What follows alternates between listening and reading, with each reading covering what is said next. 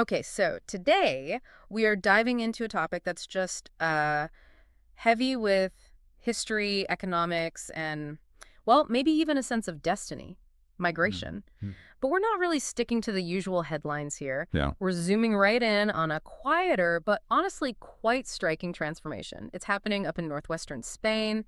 Think Galicia, Asturias, Cantabria. That whole Green Coast. Exactly. Now, if you know anything about this corner of Spain, you probably know its identity for generations, really, was defined by one main thing: leaving. Emigration. Emigration was almost the default setting, wasn't it? The story of families packing their bags, heading off to Germany or Switzerland, the UK. Or further afield, the Americas. Yeah. Argentina, Cuba. Yeah, Big destinations. absolutely. They left for jobs, for safety, just a better life. That was the narrative. But that narrative, it's completely reversing now. We're Yeah. seeing record numbers of foreign residents actually choosing to settle there. Right. Moving in, not out. Particularly around the bigger hubs like Vigo, A Coruña, and all across that sort of dramatic mountainous coast in Asturias, too. It's a huge demographic shift. Yeah. A real U-turn. It is, and it's raising some pretty fundamental questions, about identity, sustainability. And that profound shift, Yeah. that's exactly what we need to unpack today. Right. The goal for this deep dive is really to explore what's driving this new movement north. Understand who these arrivals are, why they're coming, And the challenges, too. and crucially, yes, analyze that tightrope walk. How do you manage this change responsibly? Mm. The core mission, I think, has to be preserving the very character, the authenticity that makes these places so attractive without, shutting down revitalization. Okay, let's start with who these people are, the demographics. Because as you said, these new residents, they're not really following the old patterns of Spanish immigration. Not at all. This isn't like people moving from Madrid or descendants of Spaniards returning home. No, this is different. The new arrivals are overwhelmingly from Northern and Western Europe. You're talking Germany, the Netherlands, the UK, France. And even further, we're seeing growing numbers from the U.S., from Australia, too. So it's a truly international shift. Definitely. And what's fascinating is the appeal. Why this region? It seems to be almost the opposite of why people flock to other parts of Europe. How so? Well, they're often not coming to escape hardship in their home countries, necessarily. It seems they're coming to escape, well, hyper-development elsewhere. Ah, interesting. So escaping the over-commercialized spots. Exactly. They're drawn to the landscape, that rugged, green Spain.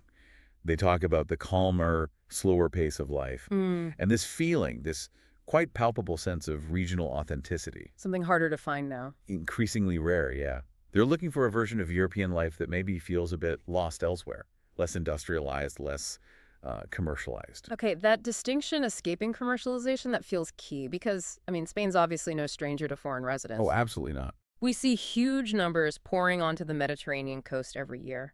So why are these buyers specifically choosing the, let's face it, historically rainier, less overtly touristy north Right. over, say, the guaranteed sunshine of the Costa del Sol or the Balearic Islands? It seems to boil down to their intent and their profile.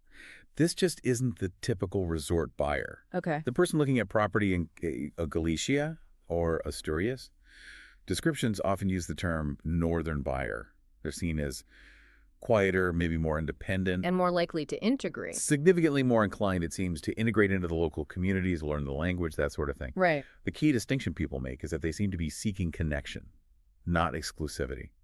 They're not looking for those gated communities or demanding huge new developments that look like everywhere else. So what are they looking for then?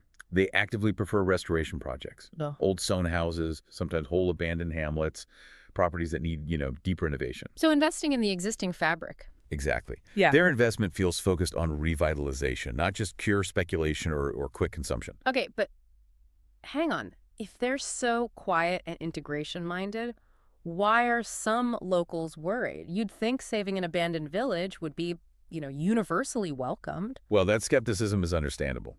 And it connects right back to Spain's recent history, doesn't it? You mean what happened elsewhere? Precisely. Locals in the Northwest, they've seen it. They have seen what happened in other parts of Spain. So they're concerned because the pace of change, even if it's quiet individually, is accelerating overall. And they've got the ghost of that uncontrolled growth. The Casa del Sol model, maybe. Places like that, yeah. The real experience is elsewhere in Spain. Yeah. That hangs over them. And that fear, it's not just abstract worry. No, it's immediate. It's economic. Yeah. The specific anxieties really seem to center on, I'd say, three main things. Okay. First, rising property prices. Simple as that. Yeah. Even if a foreigner is buying a derelict house, their budget, their willingness to pay a certain amount, it can inflate the market. Making it harder for locals? Harder for locals who need starter homes, or maybe farmers needing agricultural land. That's one. Second, the potential formation of foreign enclaves. Ah, the bubble effect. Yeah, communities that stay culturally, linguistically separate, disconnected from local life. And third, and this is a big one, purely speculative buying. Where people buy just to flip it later. Exactly. Properties bought, maybe left empty, just treated as assets. Yeah. No real commitment to living there, to settling. That speculative buying, that seems particularly damaging. The property is gone from the local market, but gives nothing back to the community day to day. Zero benefit in terms of community life or local commerce. So those experiences elsewhere have left real scars. It really sounds like Northwestern Spain is, well, genuinely at a crossroads right now. It absolutely is. And the choice feels quite binary, really. Mm-hmm. Are they going to repeat the mistakes? Allow that rapid speculative investment that isn't tied to the place? Or will they manage to insist on a more balanced, sustainable path? One that respects the local character, the heritage. Because if they fail to manage this influx, Then the charm disappears. the very thing that drew people there in the first place, that quiet authenticity, could be erased. Okay, so let's pivot towards solutions then, because the sources seem pretty clear. This change is happening. It feels inevitable. You can't just, build a wall. No, you can't stop it. So the goal has to be about guiding the investment responsibly. What does that actually look like? In practice, how do you build trust and, crucially, try to head off that harmful speculation? It seems to require a really almost obsessive level of transparency and professional due diligence, acting as a filter, really. Okay. The approaches talked about insist on, let's say, three main pillars of transparency before any sale goes through. What are they? First, intense technical inspections. This is vital because so many of these properties are old, complex renovations are needed. You need to know what you're getting into. Exactly. It encourages serious long-term investors. Yeah. And it probably discourages those just looking for a cheap, quick flip who aren't prepared for the real work involved. Makes sense. And second, you mentioned this earlier, these urbanistic and legal checks. Why are those so complex, particularly in rural Spain? Well, that's really the heart of it. It's Yeah. not like buying a flat in a city. Rural and historical properties in Spain, they fall under fiercely complex regional laws. You've got local council rules, regional land plans, historical protection laws, all layered on top of each other. So you can't just buy a ruin and build whatever you want. Absolutely not. You might be restricted on materials, window sizes, even the type of roof tiles you can use because of heritage rules. Wow. So getting professional guidance ensures the buyer understands all these often very specific, very localized requirements. It guarantees they comply, and importantly for trust, it shows the community the buyer respects local regulations. So in a way, the sheer complexity acts as a barrier, a filter against the casual speculator, favors the serious renovator. Precisely. The one willing to commit the time, the resources, the respect. And the third pillar is about market valuations. Valuations that reflect real, sustainable, local value. Not just what a foreign buyer might be willing to pay in a frenzy. Exactly. This is critical to try and prevent those hyperinflated bidding wars that just price local people completely out of their own market.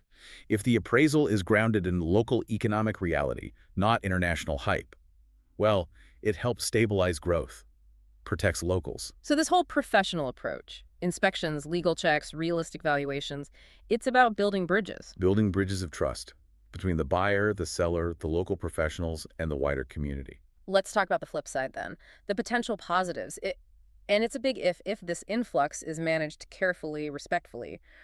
What are the real tangible benefits that could outweigh those local fears? Oh, the upsides could be enormous, especially, for areas that have been bleeding population for 50 years or more. Right, depopulation is a huge issue there.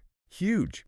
So the primary benefit is just straight up revitalization, bringing abandoned homes, even whole villages back to life, restoring the housing stock, the visual heritage. And that restoration work itself creates activity. Directly. and sustained activity. Yeah. We're talking creation of much-needed jobs, not just in basic renovation, but in specialist areas, energy efficiency, sustainable building techniques, local crafts. Things needed for old buildings. Exactly. Plus, related services. And these aren't just short-term gigs, often. Someone spending years restoring an old farmhouse. That's sustained employment. And beyond the building work. Well, new residents mean new customers. Huh. For local shops, for cafes, maybe supporting the local school, cultural centers. It's potentially a powerful mechanism to reverse decades of rural decay. That's a really strong point, because the local anxiety, it seems, isn't necessarily against revitalization itself. No, usually not. It's against revitalization that feels imposed, or that they don't benefit from, or that just drives up costs for everyone else. Absolutely. That's why the communication, the professionalism, it's paramount. Hmm. Local residents need to feel the process is transparent and fair, that their concerns are heard. And that the newcomers understand the context. Yes. If buyers are respectful, if they're properly informed, if they're guided towards integration, then change has a much better chance of being embraced, not just feared. The mantra you sometimes hear is building bridges, not bubbles. Right. Making sure the process works for everyone involved, the buyer finding their dream, the seller getting a fair deal, the local professionals getting work, and the community seeing sustainable benefit. Controlled growth. What really stands out listening to this is the historical irony. Northwestern Spain, as we said, it has migration embedded in its DNA. They know what it feels like to leave home, to seek a better life somewhere else. A deep collective memory. So now, with the story reversing, perhaps that profound historical empathy, maybe that can be the foundation, the guidepost for how locals and newcomers can coexist today. It could provide a unique basis for mutual respect, couldn't it? It's certainly there. So, wrapping up, the reality seems to be change is happening in northwestern Spain. Quietly, maybe, but steadily. And, inevitably. Yes, it seems so.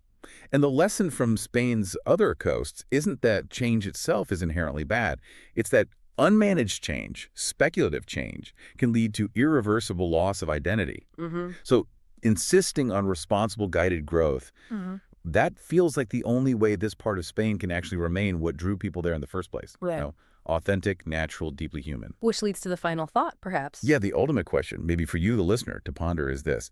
How do regions with really strong traditions, strong local identities, manage unavoidable external change without losing the very core charm that makes them valuable? How do you modernize without sacrificing authenticity? A profound question indeed, and definitely a challenge facing many places around the world right now. Thank you for joining us for this deep dive. We will be back soon with another stack of sources.